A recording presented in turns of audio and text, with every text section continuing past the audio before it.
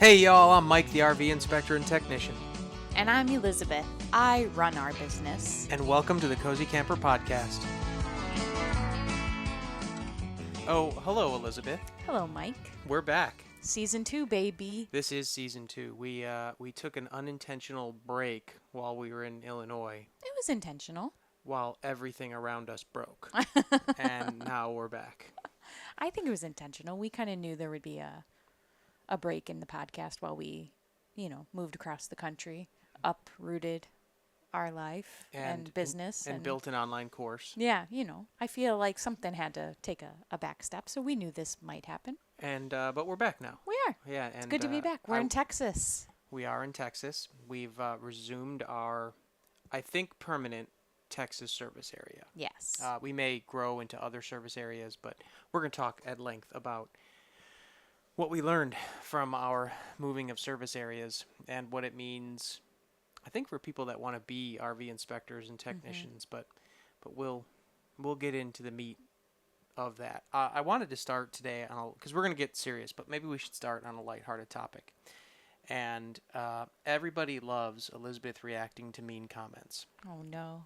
So I picked some here, and I thought we could just go through them real quick. And then there's one comment that you wanted to talk about, but we'll come back to that. Okay. I don't remember, but I believe you. Oh, you remember that one? Okay. I promise. So the first one is just the generic comment, and Mr. John Cunningham said, "LMAO RV equals wrecked vacation." What does that even mean? So I said that would be a WV for wrecked vacation. And he said, this is the mean comment, "Get a life, please. Stop it. Get some help." Oh, man. To which I said, ruined vacation would have been the better joke. Because that would have been RV. Right. Instead of wrecked RV. And then he said, "You got it." Nice comeback. Thanks. I applaud that. So I don't even remember what video that was on, but the rest of these came from the videos where we talked about people knocking on our door and then looking in our window. Yes, which was a real problem in the Midwest. Literally, Let me tell ya. This is like The Office, and Elizabeth would be sitting like in that couch right there, and there's the window, and somebody would call, and then she would look out the window, and there would be like a man there, Right there. and which is not a reasonable thing to do at somebody's private residence, which is all we were trying to And we will talk about establish. all the steps we took to obviously not have that, like shutting the blind and things. And we'll talk about how people still found ways around that. Right, and we'll come back to that. Okay. But so this person said, this is Melody Brown. "So you want customers, but only when it's convenient for you and not in the park you live in. I won't use you for any reason, and I would pay other people more not to use you. Don't advertise at your home if you don't want your neighbors to be your customers." Wow. So rude. We never said we didn't want our neighbors to be our customers. We just said we don't want people to look in our window. Yes, we just want privacy. Like it's our home. This is our home. Like we don't have a shop here. If it were a shop, if we had a physical shop, by all means, Come on in. knock on the door. But This is my home. This is our home. And the issue in the video was we were saying that we had hung up a sign to that effect. That just said respect our privacy. And Take a card. It had a card, it had a phone number, and it had a QR code code, where yeah. you could book us online. And that actually seemed to escalate the problem. Like Yes. More people were standing in the window rather than knocking. But to which I replied, "Guess you're one of the ones looking in our window." Let me guess you didn't like that. No, I never got a reply to that comment. All right, then David Glenn said there are more amicable RV repair people. Don't need attitude from a newcomer, so-called RV repair people. A newcomer. Yeah, newcomer. So 5 years means newcomer? 6 years almost? Yeah, Newcomer. So we're newcomers. Gosh, I wonder what a veteran would be like. Well, I'm so glad that you said that because I said evidently those guys are amenable to window peepers. Did he respond? He didn't. Mr. David Glenn didn't like getting dunked on. Now here's a good one. Mr. Ron Heaties said, "Deal with it, Nancy." Nancy. Yes. Now because I don't know how to leave it alone, I looked at his profile photo, and in his profile photo it said, "Blessed are the peacemakers." So I replied, Imagine if we talked to each other in real life like this. It doesn't feel like peacemaker activities to me. Nice. To which he replied, to his credit, touche, my apologies. Nice. That's a nice little ending to that one. To which I replied, my respect goes to you, my good sir. Love that. So yeah, okay, that was another one. Nancy, though, man, I wonder why I didn't go with Karen. Yeah, well, I'm a Nancy I kind of now. like a Nancy. I'm here for that, actually. yeah. I might bring that back. Dean Heine, we're going to call him Dave Heine. He said, take down your sign, idiot. You know how I feel about name calling. Well, that's what I said. I said no need to name call. Mm-hmm. Even though I just called him Dave Heine. It's just a play on words. Mr. Dave Farley said, it's okay to look in the window, I presume, when you charge a $120 service call just for coming out. That's not what we charge for our service call. In the park, it's even less than that. And so our prices dictate what amount of privacy we're allowed to have? You know, I want to get there. So, like, typically what we do in the park is when we do service calls in the park, we knock our service fee in half. Yes. Which is going to put it at about $100. And then we don't enforce a 1 hour minimum to be nice to our neighbors. Yes. It's not like an agreement we have with the park. It's just like, hey, I'm right here. Yeah, I don't need to drive. There's fine. no commute. Like I can tack it on to the end of the day because we're already in the park. So that's how we do that. But we're still a business, so we have to charge. Anyway, it's okay when you charge a $120 service call just for coming out. Also, our service call is including the diagnosis, so we figure out what's wrong. But anyway, to which I replied, no, the peep show at our window costs more than that. And then I said, you can subscribe to our OnlyFans for that, though. Mike. Poking the bear. Yeah, Uncle Jim, he made comment. He was like, hey, he's like, you got a lot of views on that. I'm like, yeah, it really got out of hand. He's like, you kind of escalated it, though. I did. Mr. Mike Lewis said, never get my business, Mr. Arrogant. Mr. Arrogant. All right, Mr. Jackass. Oh, no name calling. That we had a bunch of comments like that were just so rude, and all we were asking for was like people to not look in our windows. So here's story time. I think it's a good segue. So we have a big sign, or not anymore. I've since enforced it coming down, but we had a big A-frame sign at the front of our RV by like the street. Mm-hmm. A reasonable place to drive by, stop, grab a card, scan the QR code, or go to the website, right? People were walking past that sign, coming to our door, either looking in the window, knocking on the door at very inconvenient times. Like one was, 7, 8 o'clock at night. It was like 8 o'clock at night. Other times... On Memorial Day, Friday. Right. For a non-emergency. And then other times was really early in the morning when I'm still in pajamas getting ready for the day, like just out of bed. Or not. One time I wasn't even out of bed yet. He was already gone to work and I was still in bed. So just not even like middle of the day, reasonable hours where it's not such a big deal. Okay, so Mike made a sign that just said, please respect our privacy. Here's a card. Here's a QR code. So if they made it to the door, the hope was that would deter them to, again, turn back. And instead, ignoring that and still knocking, fine, I can get past the knocking. And then creep in the window. Right, there were several conscious choices made there. Like, I could see why the A-frame sign might make you think that we were inviting you into our space. Fine. I can understand that. The sign didn't say, please don't knock. It said, please respect our privacy. Right. So again, even the knocking, we can get past. And so it said, please respect our privacy. Here's the phone number. It says for RV service, call. Yes. Right? So we're telling them, if you need us, just call this number. And we typically answer the phones from 8 to 5. So, that was the idea. Evidently, privacy doesn't mean not looking in our window. So, yeah, we've now had to take down the A-frame sign. And the problem, though, is that has definitely yielded a reduction in how many service calls we get inside the park. And that's like it's not that we don't want to help our neighbors. Like, we're offering you discounted RV repair service. But I'm here alone a lot of the time. Exactly. And we're very vocal about where we're staying because we have to be. And we want to be. We want to spread awareness of where we're staying because we love this place and we loved the other place. So we're, our hands are tied a little bit. We can't completely just be at everyone's disposal. It's a safety issue. It's definitely a safety You know, issue. we have a young kid. It's not. Well, and it's also disruptive, like to him, Yes. right? Like if it were just me living here, knock Whatever. on the door. But like you're maybe homeschooling, right? Right. And like our arrangement is like, well, you're homeschooling. I take the phone calls. They forward to my phone even when I'm on the job site. You don't spend that much of your day homeschooling, but we have set it up where you don't get interrupted during homeschooling. Right. And like this short circuits that because like Yeah. people are knocking on the door. So you know, people that need boundaries the most hate boundaries Yeah. the most. I mean, and also too, like, not only were people looking in the window, one guy was not at the window. He stayed by the sign and he called me and he's like, "Hey, where are you guys at?" And I was like, "Oh, we're in Sycamore, Illinois." And he was like, "I know, I can see you in your camper." And That occurred. I was very taken back. And I said, "Oh, okay." And he's like, "Can someone come talk to me?" And I was like, "No, I don't remember exactly what I said, but I remember in my head, I was like, Mike's not here. So I don't want to just say Mike's not here." So I think I said something like, "Oh, I'm sorry, we're not available at the moment." And he's like, "But I see that you're home."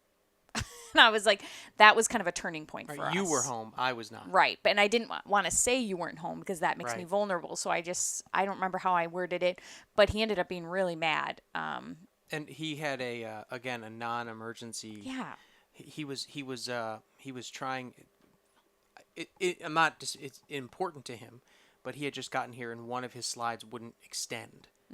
So he wasn't stuck here. He couldn't get comfortable here. Right. And you know, it's like, hey, like I want to help you with that, but it's not a like force my wife to come outside and talk to you kind of thing. Like, do you need Right. to set up a service call? Because again, what I do is usually at the end of the day, if there's a service call in the park, I'll come and look at it. But we found that it was a difficult nut to crack, Yes. and also, but that was a Midwest thing. Yes. We did not have that issue in Texas. We didn't. I think we had a few people on walks maybe here. People have seen us and recognized us, And, that's yeah. fine because like I can't alter my face. Or they've like driven past and they saw us sitting outside and they like flagged us down. Like, that's okay. That's reasonable. Again, we're outside. We're not going to like stop what we're doing and walk over to your RV necessarily unless it's an emergency, which we have helped with. Someone We have done. locked their baby in their camper. I broke into an RV because their baby. Exactly. You yeah. ran. You were napping, I was and I was like, asleep. "Mike, this is important." Like, and he was like, "Oh, I'm up." It And, was you a know, Sunday. Like I was asleep on a Sunday, But- and you literally like we broke into this person's RV to save the baby. And I don't feel like we have to do this to like pat ourselves on the back to be like, we help people, we're good people. Like, we run a business, yes, but we also have a personal life, as every professional does. You have two lives. Our business is not our be all end all. It is just who we are some of the time. Right. And I think people forget that like we aren't always on duty. And again, emergency, yeah, we're in. Let's do it. Right. But I mean, and that was kind of the thing. Like the one person that, like 8 o'clock on Memorial Day. Yes. Oh my gosh. So I went over to their camper for free. They Mm-hmm. were having a propane issue. Which is a big deal. We don't want an older anyone. It's dealing not with a really an propane issue. emergency, but they were having an issue with their propane service, and I went over and I figured out, I'm like, hey, your regulator. It was a motorhome. I figured out, I'm like, hey, your regulator is bad. It's Friday of Memorial Day. I don't have this regulator. There are no shops open. What I can do though is go on Monday and see if I can source one. And again, for free.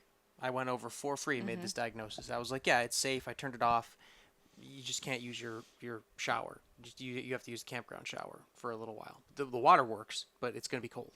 So I then drove from DeKalb Sycamore to Rockford, Illinois, which is like 45 minutes away, and the closest parts store On Memorial Day. on Memorial Day, Sunday or Monday, and to try and the internet said they had one in stock. It was the only one that said they had one in stock. I went there. Turns out they didn't. And then I called her and I was like, hey, listen, you've got this weird regulator. I've called everywhere trying to find one. There's nothing in locally that I can source for you. I can get one, but it's not going to be here till like Thursday. But she was leaving, I think, on Thursday. And so I was like, I can't help you because I don't have the part and we can't get it in time frame. There is no charge. All I've done is lost a little time because I'm trying to help a neighbor. And I can hear like the other RV techs screaming, like, you've got to charge for your time. But I didn't. And if I can't help somebody, I don't like to charge them. And then, like 3 days later, we posted like an unrelated video online, and she just unloaded on us, in the comments. She said what bad people we are and all this other stuff. I was like, we bent over backwards for you, for free. We're honest with you the entire time. Yeah. And and then even like we gave you a list of other people to call to see if maybe somebody has that in stock. That's not me, and it's Right. not one of the parts houses. But like call a competitor if they can get you online, and like she did, and none of them came. So I trust that she ended up getting it fixed at her next destination. The But funny part though was that the comment that she left was under her Facebook name was different than the name she had given us on her contact card, which I thought was funny. Yeah, Like, so so which one was real? she either lied then or on Or her she's a Facebook. troll. Yeah, it's hard to say. But either way, people, man, It the was- Midwest was filled with a lot of characters. I think we learned it's just a different culture there. There are culturally a lot of differences in this industry from here to there, And it's not bad, but it's different, and I think we prefer the Texas culture, lifestyle, vibe. yeah. So we have learned in Texas that more often than not, it's like somebody calls us, they say, hey, I want an RV inspection. We explain what it is, we state a price. They either say yes or no, and then we go inspect it. Most dealerships at this point are like, okay, cool, you're coming out, sweet. No problem. The biggest pushback we get is like, do you have insurance? Can you send us like your certification?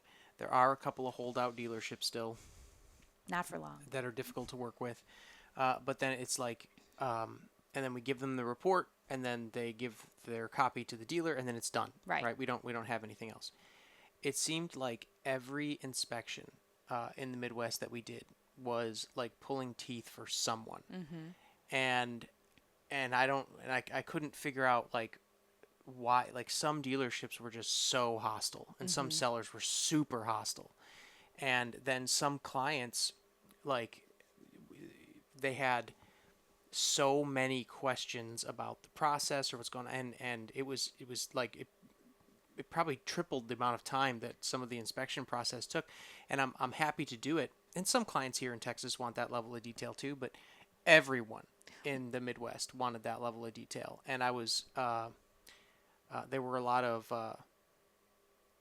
it took a lot more time to get anything So done. much more time, more conversations and longer conversations, because a lot of it was they'd call, I'm looking for this RV. I'd give them the whole spiel. We'd do the price, like you said. We'd give it all, and they'd be like, okay, I'll let you know when I'm ready. And I'd be like, what do you mean? And they're like, oh, well, we haven't even started looking for the RV yet. Like, And then 2 months later, they'd turn up. but like, it was just like, or it'd be like, actually, I don't want this RV. I read bad reviews about it. We did have that come up a couple times. One person was literally like, I read one article that said this RV is not good. And to their credit, and I won't say what brand it was, what they were looking at was actually like a pretty good RV. But like, I understand the brand has some problems, but within that brand family, there's a couple of holdouts. But she had made up her mind. Yeah, She and- read this article and she's like, no, can't do it. So I was I- like, okay, I hear you. I'm not going to push you. I'm not that kind of person. But in my head, I was like, that's all it took? One article? And you're like, Right. I'm out. We had another client that remember they called us and they said, hey, this part of the RV does this, and I said, yeah, that's what it does. And they said, well, you didn't put it in the report. And Oh, and I yes. said, yeah, it's because that's what it does. It's just a valve that is difficult to operate, and they There was nothing wrong with it. they're It all- worked. It was functional. It just, they're that's, all stiff. Every single one of them is kind of stiff, and it's operable, but you do have to have a good design of or a good amount of grip strength to operate it, especially if it hasn't been moved in a while. And he said, well, I'm going to have it replaced, and it's your fault you didn't call it out. And I said, well, no, that's what it does. I was like, you can totally have it be replaced. there was nothing to call out. There's nothing to call out. I'm like, it would be like me turning on the light switch and saying like the switch turns on a light, right? Like, no, the valve is by design kind of hard to move. And I said, all right, tell you what, if have it replaced, and if you tell me that it makes a difference, I'll pay for it.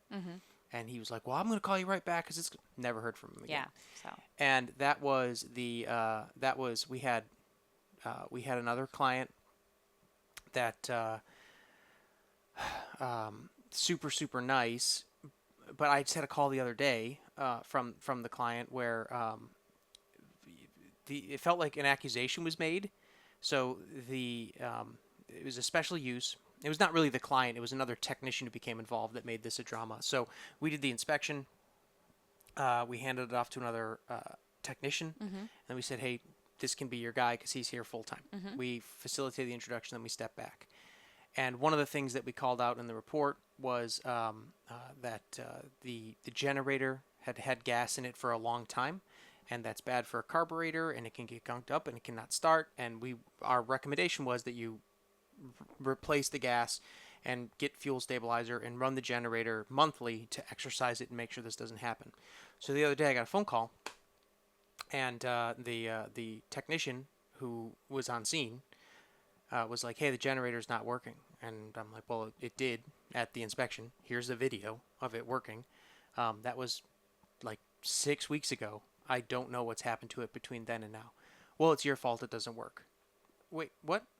How is it my fault that it doesn't work?" And then he explained what he thought. He's like, "Well, it's running for like 10 seconds, then it shuts down." And I'm listening to that, and I'm like, "That sounds like carburetor issue. That's Right. exactly what it sounds like."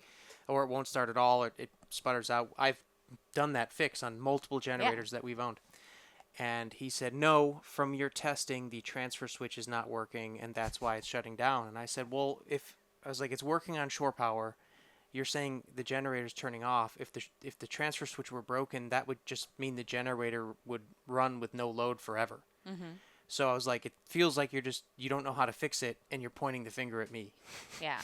And I'm like, "I don't know why you're doing that. Just say you don't know how to fix it." Right. Like, it's not a big deal. If generators aren't, they're not. We don't do service calls on generators. Yeah. Like, They're not for everyone. I fixed my own, but I don't offer that service to the world.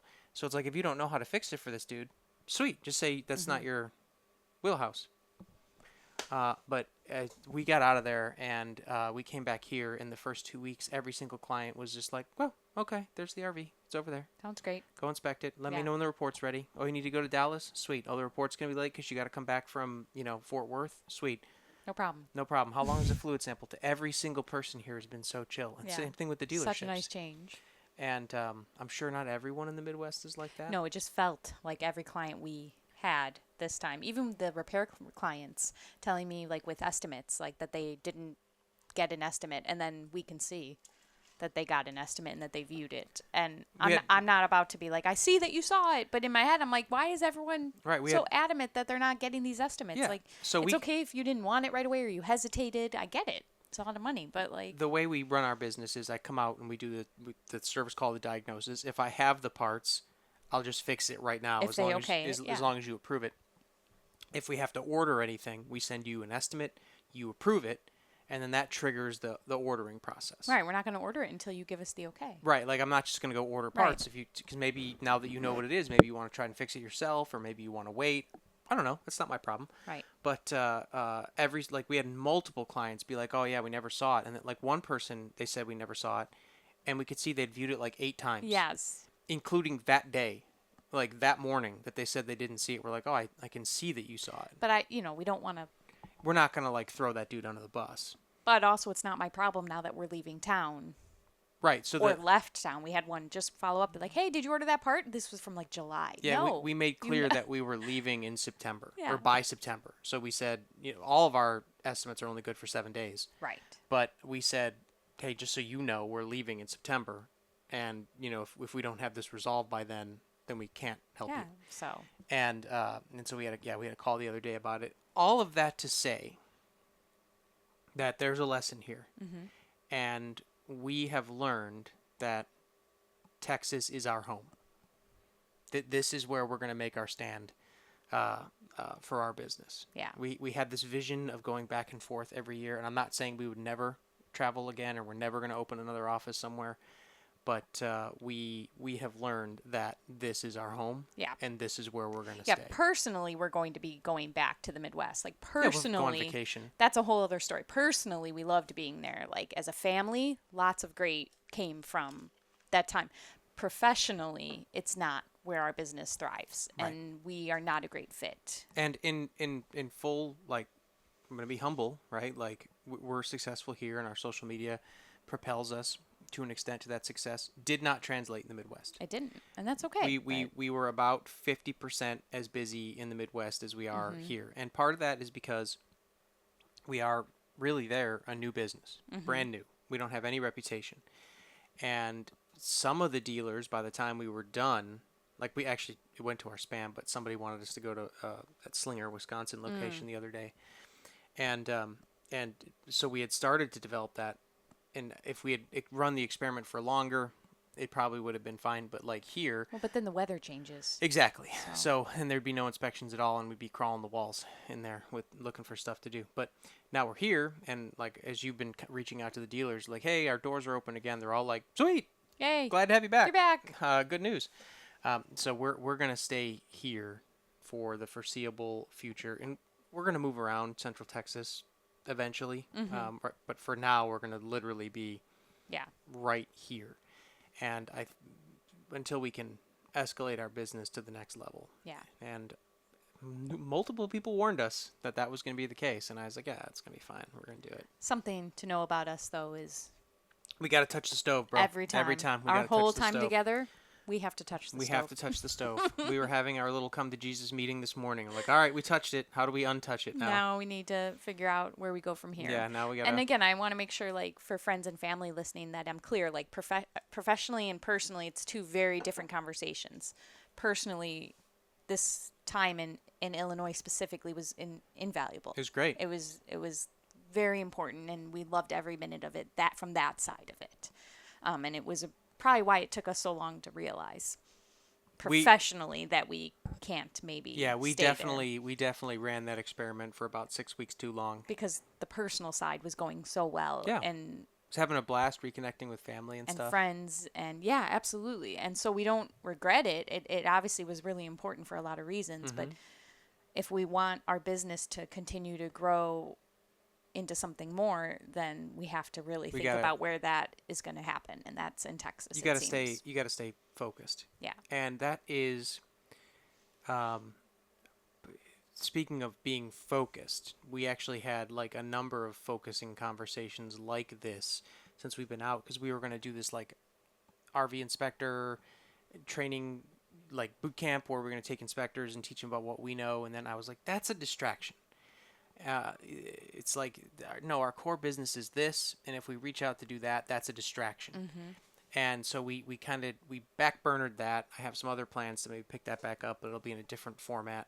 And we want to stay true to who we are as our business. And Yes. our business is worry-free camping, integrity, right? Like letting people have somewhere where they can go that gives them trustworthy, honest information, Right. that they can then take and use. even our like, And so everything we do needs to support that goal. yes, And anything else is full just stop. That's extra. it's extra. And you're 100% right. And it's like we do affiliate posts, right? Like, hey, we have in every single product that we do, it's a product that we have used, Yes. and it makes a difference, and we recommend it, Yes. right? But the criticism is like, oh, you guys are selling out, and like I'm watching the videos, I'm like, I don't really like the way that I've done these videos, right? Right. I'm like, this feels too much like a commercial. Right. It's not that we don't like the product and that we don't support the product, because we absolutely do, or we wouldn't be having these relationships. Right. Like, dude, like But the Gen Y hitch that I have, dude, that thing's badass. Right. Right. And the Timbrin. the timber, yeah, it made a Oh my- huge difference. Yeah. So And that's what we were talking about today, is like, those are really our kind of our only two sort of partners right now that we got JG Lubricant Services. But again, that's something that we use on inspections every week. Right. Every week we're using their lab, and we use it for our cars. But anyway, all that to say that I was like, I think we flew too close to the sun with some of our content, and we looked at, we're in a weird position in the RV industry content creation space, because we're not a family that travels full time and has an Instagram page and does affiliate marketing to pay for that as Right. that's the business for them, right? Is like, hey, we're an affiliate marketing service, and I don't have an objection to that. no. But our business is RV inspections and owner education, and to a decreasing extent repairs. And so it's like, all right, well, if what we're doing, like you said, doesn't really address one of those things, then it's not worth our time. Right. And that's what we're going to refocus our social media on, is Exactly that. value. Yeah. We really feel like our followers specifically want value. They want to either learn something, they want to be aware of something, specifically when you do your inspection reviews. They want to see what you're finding, why there's value in an inspection. And I'm sure some people do love seeing like our Blue Tech water filters. Those are great. We mean it. They're like, "Oh, I need a water system." Right. That's great. "Oh, I've been wanting to upgrade my truck. Gen Y, great." But it can't be as much as it's been maybe. Right. It's like that just needs to be maybe a small And piece. in full disclosure, we don't really make any money from. We don't. We don't really make any money, and so it's like, Okay, well we make some because if our partners are listening, yeah, we do make some. and we'd be lying if we. But it's not necessarily enough to give up our focus and give up what our followers. Our and, first core value is integrity, Yeah, and we have never traded integrity, but I can understand the perception that there that's might what be I guess an I'm integrity I'm issue. trying to say is like we have to be really careful. And that's the other thing is, as an RV inspector, we have a code of ethics that comes to us from the National RV Inspectors Association, and like I can't show favoritism to anything that's within the scope of inspection. So we've kind of like threaded this needle with stuff that's like, oh, this is like a bolt-on accessory that you can add, or it's something you can add to your truck. That's not part of the scope of inspection. The Blue Tech, like you mentioned, that's not in the RV. It's something you put in the house, so it's not within the scope of inspection. But then like Blue Tech now has an inline filter that you can mount into the RV. And I'm like, well, that presents an ethical challenge now because that is within the scope of inspection. Gen Y now, they come standard on a lot of Brinkleys. So I'm like, that now is presenting me with an ethical problem. So, and what I'm very careful to avoid it, but I think it's best if we were going to be open about it, number one. And in full disclosure, like I've called out some Gen Y products on RV inspections that are problematic. They exist, right? I've called out a broken Blue Tech water filter in an inspection, but I don't want to get into that rabbit hole, right? We're trying to step back a little bit from we used that. our time in the Midwest to really lay out our values, right? Our vision, really make sure that our mission is clear. And now that we're back in Texas, it's time to implement all that and to make sure that we're on the straight and narrow. And Yes. everything we do, I think I described it as like a pyramid yesterday. And it's like everything has a place. And if it doesn't have a place, then it's got to go. Right. So We're talking right now to a large RV manufacturer and about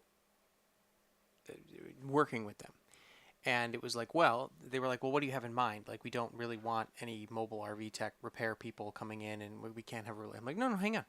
If you're having an event, we just want to teach people how their RV works. Right. So we have these presentations for RV owner education where we Which is come one out of our values. and we exactly education is one of our core values. So it's like we're going to come out and we want to teach something.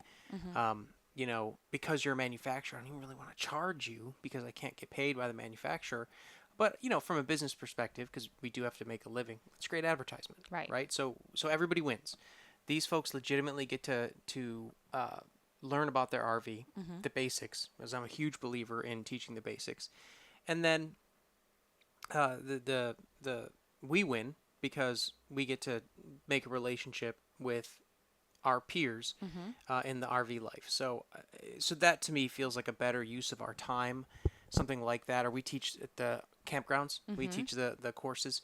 That feels like a better use of our time than being like, oh, look at this widget that I can sell and I made $200 from. I'm not saying we're never going to make a widget video again. No, but it's not the best use of our time. If we want to stay on track with our goals and our vision and our Right. But like to pick on Timbrin and not to pick on, but to highlight Timbrin and Gen Y specifically, well, that addresses a problem that like many RVers have and is 100% within the core of the RV owner education curriculum. Because we talk all the time about matching your truck to your trailer and what all these numbers mean and things you can do to make your truck a little bit smoother while you're driving. That to me, that's core value. That's RV owner education. This is something you can do. And it's a product we use and we Right. support. So it's a natural fit. It's a great. So going forward, if you see things on our social media or if we talk about it here, it's because it's truthful and it is something that we benefited from and that we want you to benefit from.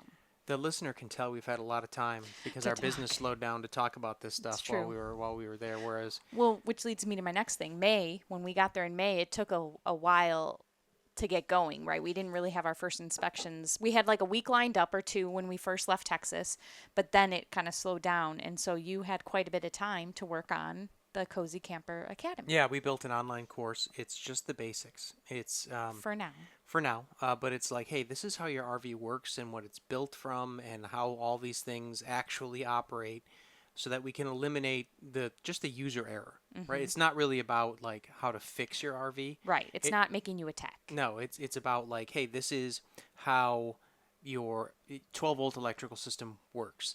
I don't need you to understand like impedance and math formulas at this point. It's just like, hey, can we just talk about like what's 12 volt, what's 120 volt, and how they interact? Yeah. And oh, shoot, my lights aren't going on. What do I need to go check really Yeah, quick? where can I go check? Or like, hey, my lights work, but my AC won't turn on. Like, what's going on?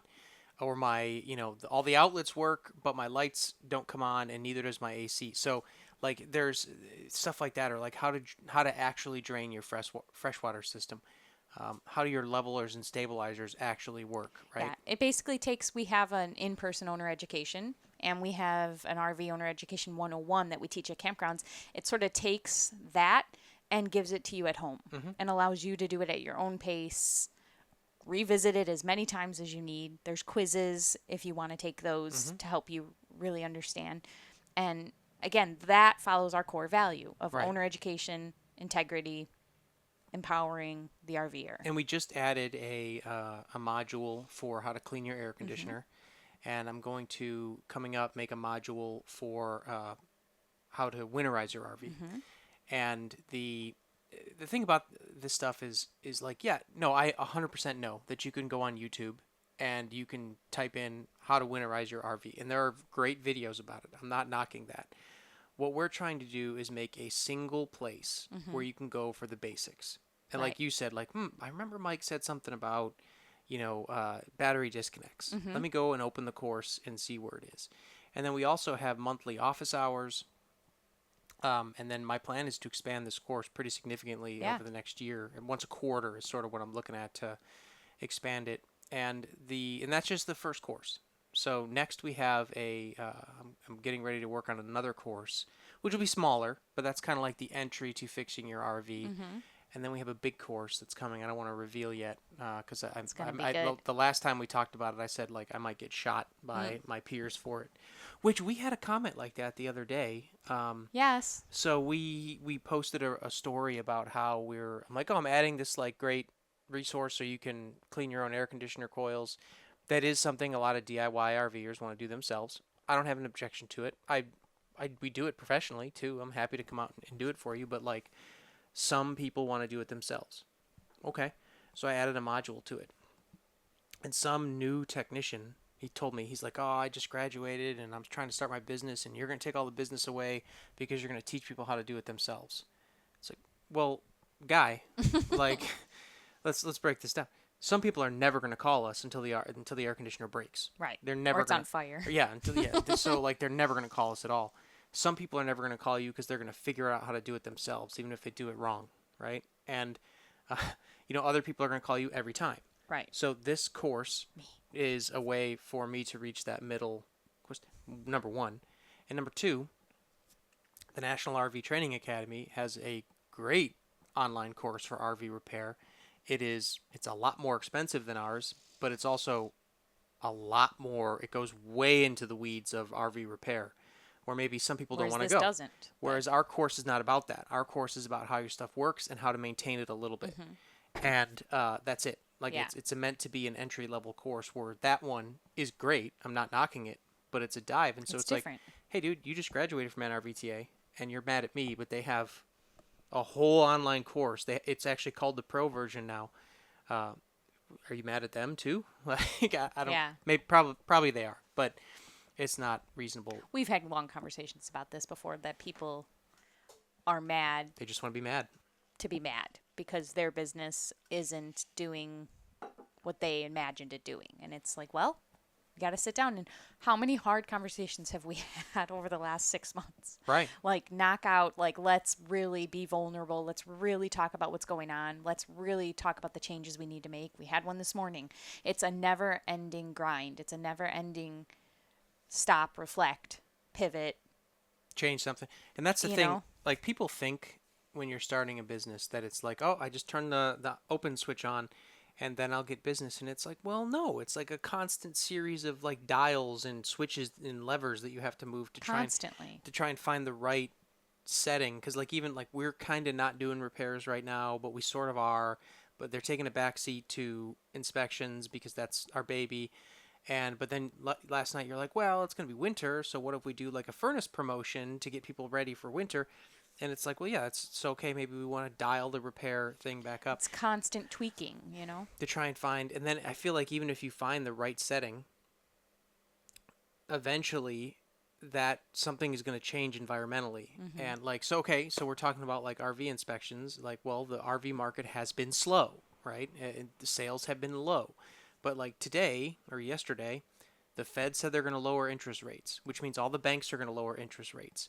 And the shockwave that comes down is that there's more discretionary spending and people are more willing to buy luxury products like RVs. That's going to take like 4 months before you see that. That's the spring buying season. So it's like, all right, well, looking ahead, maybe we need to, totally jettison repairs and only do inspections because we think in the spring it's going to be go time for RV inspections. But it's like, well, what if we have another COVID? Right. It's Right? a leap of faith. So you have to be ready with plan B. Exactly. Like, what if we go to war? Or like, what if all these different things happen? You can't control it. So you're constantly Yeah. trying to make adjustments. And we do see that a lot and we think about this a lot because we're small business entrepreneurs and we have followers that they're trying to learn from us, and we learned from Steve and Erica at Mobile RV Tech Services, right? We learned from Nick, that RV Tech, like Emily RV Repair, like we learned from them. Yes. I think it's great that like people watch us, but like I'm going to tell you right now that the success is not linear. One, this week was horrible, Right. horrible week, and we had 2 crazy record weeks, and then this week was the worst week 0. we've ever had in Texas. 0 inspections this week. And but then the 2 weeks before we did 11 inspections or 12 inspections in 14 days. Which is the most we've ever done. The most we've ever done in a 2-week period. Yeah, so you have to be okay with that. And it would be so easy to just be dramatic and be like, we're done. This isn't working. No, stop, reflect, make the changes we can make. Some of it is in our control, some of it's not. Whatever isn't in our control, we fix, we work through. Right. Whatever's not, you have to be okay with. Right. Well, but it's conversations, it's reflecting, it's right. Yeah. Well, and that's kind of the other thing too. Is you're right. You have to spend a lot of time inwardly thinking. Getting a work phone call right now. Stand by. Take a break. Okay, we're back. Elizabeth had to take a repair call from our other service area, Everything's fine. which we can't help them with, which is another reason we're not going to have multiple service areas. Everything's great. But that's what we were saying, like about making changes and stuff. So obviously, mobile RV techs have existed for a long time. RV inspectors they're newer. They've only been around for like 10 or 12 years, and the industry is changing. And so somebody that graduates from any trade school and then wants to come into a new market, the delta between a new person and someone that's established is going to grow every year. Right. And so like we've been doing inspections for like 5 years, right? I would say 5 years, yes, is when we started, right? That it was about 2020, 2019, 2020. It was 2019 when we opened our doors. But I would say inspections full tilt, 2 years. Yeah, we had done them as a side hustle. Right. For a longer, but then as a full-time job, it's only been like 2 years. But that's the thing is like, all right, so we've been growing in Central Texas constantly for 2 years, right? And if you come out of a trade school now and you want to compete with us, you're 2 years behind. 2 years from now, if you come out of trade school and you want to compete with us, you're 4 years behind. 10 years after that, you're going to be 14. And so it's like the delta between the people that are established in an area and the new people coming up is going to be greater and greater and greater. And that's something I think that everyone has to be aware of. So that's number one. And then number two, there is the concept like, oh, I can travel the country full time and I can have a business. And it's like, even we with our social media reach struggled to do that one time. And everyone's needs are different, right? Like if you have a retirement and you're trying to make beer money, right? Like doing an inspection a week, that's fine. But like we're trying to operate a business and pay for a family as a living. And this is important. We want to not just work to live. We want to get ahead. We want to grow. We want to one day retire. One day just travel. And could we do that in Illinois? Probably not. We could just get by. Right. We made a living. We could work. We made a living. We're fine. There's no doubt we made it was fine. We want more. And if we want more, then sacrifices have to be made, pivots have to be made, hard conversations have to be had, changes, all of that. When you think about us coming into the Midwest, well, who was our prime inspector competition there? One of the original inspectors. He's a master inspector. He's great at his job. He's got those relationships. So like we come into his backyard, we have to compete with him now. And so we have to overcome. And if we stayed forever, maybe we could have. Eventually he's going to retire, right? And so we could overcome that. But, that's something you have to consider too is kind of like here in Central Texas, for example, there are some people that have been here longer than us, which is fine. But no one has the reputation that we do now. Right? Like we have the reviews and we have the presence and we have the relationships. We have one peer competitor who has that, but they focus mostly on the repair side. And it seems like they do great work. Yeah. But that's kind of what I'm saying is like, yeah, like if you want to come and go into a market like in Florida where there's a ton of seasoned inspectors, like you have to be ready for the scrap. Because you're going to scrap. And you can't give up just when it gets hard. It's going to get hard. You got to push because it's like you have two choices. Quit, give up, pivot, and find something totally different. Or just grind and pivot and grind. Right. You know what I mean? Like there's... It's your choice. And we now have received that lesson. Yes. That it is our calling to come here and grind. Yes. Which is what we're going to do. But I think something that we pride ourselves on is being honest with everybody. And I don't ever want anyone to see us and think, wow, they have it so easy. Wow, everything's great for them. Look at them living their dream. And yes, we are living our dream in so many ways.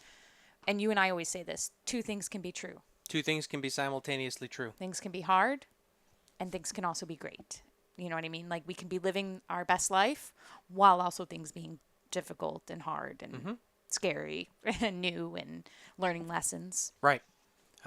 They can both be true. But something with social media, especially these days, is like everything looks glamorous and great. And I don't ever want to be that person that makes you think that we don't have our share of struggles and that running a business is a piece of cake and anyone can do it, because it's truly not. It's not. It's not for the faint of heart. It's either. not. So I just always want to make sure we're empowering people to know that, like, if you're struggling, it's okay.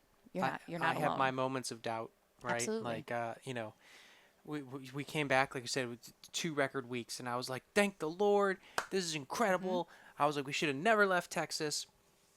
I can't wait. Like, I'm so excited.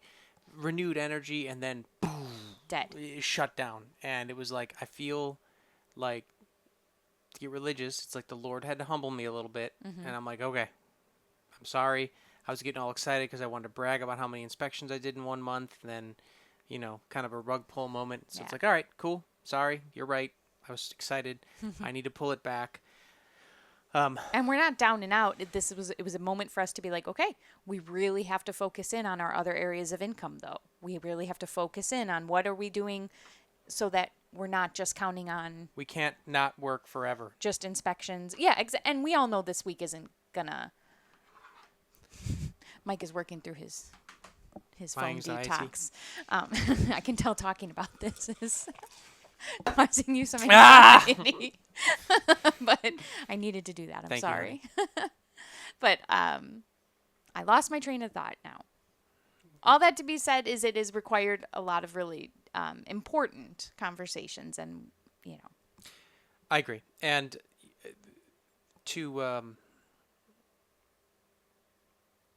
it's really hard to do that, and if you can't do that, you're not going to be successful as a business owner. And it was funny to kind of close this thought out. Like we were talking this morning, we were like, all right, let's take a look at our budget. We'll cut some things out. We kind of laid out a new budget because we know the winter is going to be slow compared to the warm months. And so we laid this budget out, and when we both agreed on what we wanted to change in our budget. And I said, well, all of this hinges on someday doing an RV inspection again. Yeah. That's what I was going to say. Yeah. It's like we all know this week was a fluke. We all know that this just it happens. You know what was funny was as we're looking, we have a budget like everybody else, and we were looking at our budget, and we did we had our crazy 2 weeks, and then we said, okay, sweet, because we have some goals in mind. And I was like, well, as long as I don't do no inspections, we're gonna hit our goals. And then this week I did none. None. And I was like, oh my god, like that, which has never happened. Yeah. It's never happened where we don't have zero. Yeah. Like since we've been doing this full time, quote, for the last 2 or 3 years, we've never had a 0 week where we've had somewhere like weather forced it to be a 0 week. Like we had some scheduled, we ended up having to push them. Yeah. But it's February, that happens a lot, right? Because the snow comes and But anyway, has never happened. I should add, we did get a call for a 1993 Airstream.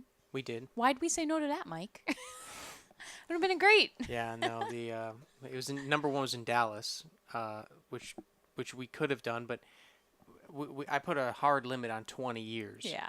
And this one was renovated. Yes, fully renovated. Yeah. She said a lot of it wasn't even the original, and that complicates things. Right. And my question is always like, well, who did the renovation? Because there's a shop in town here that does renovated Airstreams, and I've touched a couple of them, and they leave a lot to be desired as soon as you look under the hood.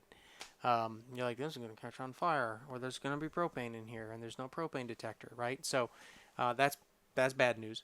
But no, we don't do anything more than 20 years old. And honestly, the thing is like, all right, but most RVs that are that old, like somebody called us for like a 2005 Keystone travel trailer, and it was in whatever town, and it was like, well, it's like a quarter of the price of the RV. Right. Because like and I'm like, what do you want? What are you hoping to gain? Yeah. From that RV inspection? Like, there's no way a travel trailer that's been sitting in a field for 15 years is anything's going to work on it, right? So like, what are you wanting? It's not a good use of your money or my time. Yeah. And again, we like to be honest. Right. Like, we're not going to just say yes for the money. Right. And it's like, that's not a good use. Like, you're buying a project at 20, at that age.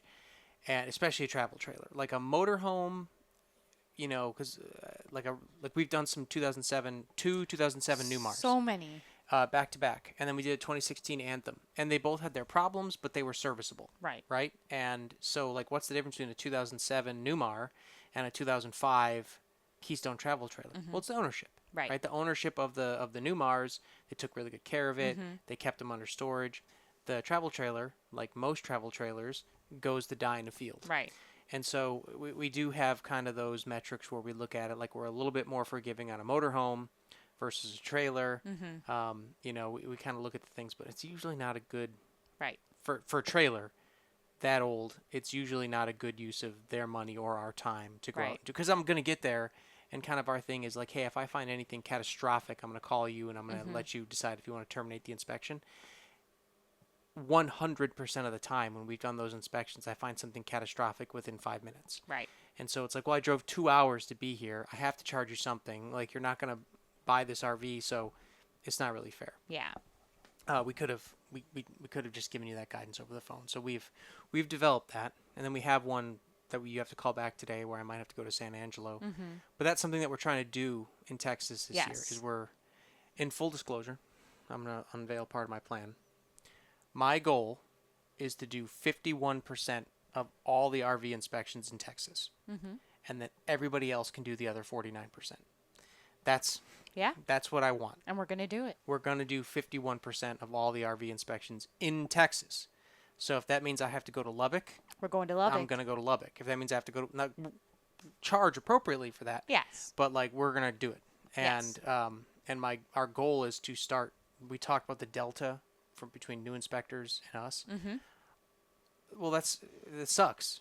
So we want to hire those inspectors, Yeah. right? Like, okay, yeah, you can like fight me for years and try and get this market share, or come work for me, and then like maybe we promote you and you become like a manager, a regional manager. We give you a territory, or Right. maybe we franchise it. Like we'll cross that bridge when we come to it, but that's the goal. So when I say, yeah, we have bigger goals and like we want more for our business, that's what we want. We don't want it to just be Mike doing the inspections. Like, and a lot of changes need to be made for that to be realistic. Right, we're so, right on the edge where we can start to bring in our own Right. team, and we were closer before we went to Illinois, and yeah. we were closer before we went to Illinois. So our first hire is going to be delayed But we're by about 6 months because we need to recover from that Yes. debacle. But because we want to make sure we do it right. That's the other thing is we're excited and we want to do it quickly and now, but it's not a good use of our time or our money because it may not be successful if we don't do it right. Right. So we have to wait, and that's I think what's killing us is like